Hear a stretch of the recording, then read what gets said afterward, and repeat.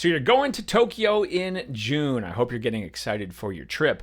You got to be prepared, and in this video, we're going to do just that when it comes to the weather. We're going to talk about the average weather that you can expect in the month of June in Tokyo. We're going to go over several things. We'll talk about the average high temperatures and the average low temperatures.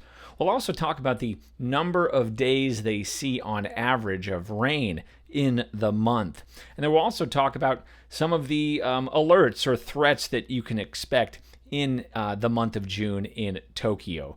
This month, it is a hot, humid, and rainy month, and that's something I think is going to be one of the main things to kind of keep in mind if you're traveling to Tokyo in June. So let's talk about those high temperatures.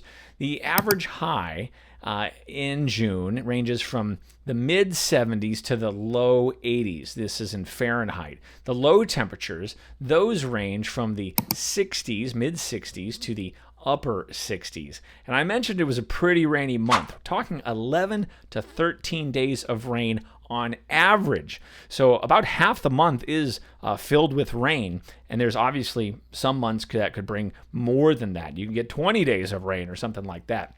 It officially does mark the rainy season, which lasts for about a month or so in Tokyo. So let's talk about that rain in a bit more detail, because I think that's the defining feature in Tokyo in the month of June. We're looking at about 11 to 13 days of rain. June actually kicks off what's called the tsuyu rainy season. There's a stationary front that kind of hovers over the area, and it's responsible for those frequent and steady rains. And actually not just in Japan, in China, Taiwan, and East Asia. It's called the East Asian rainy season. It's also known as the plum rains. So that's probably the defining feature when it comes to Tokyo in June.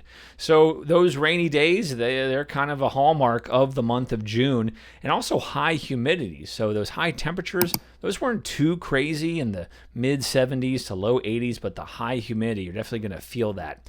So with that rain in mind, definitely a good month to pack the umbrella, because there's a decent chance you're going to be using it often. And then you also want to make sure you have some quick drying clothing.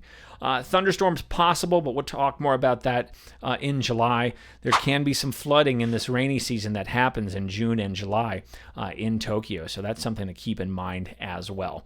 But I hope it's going to be a fantastic trip, and I hope you're prepared for what's ahead.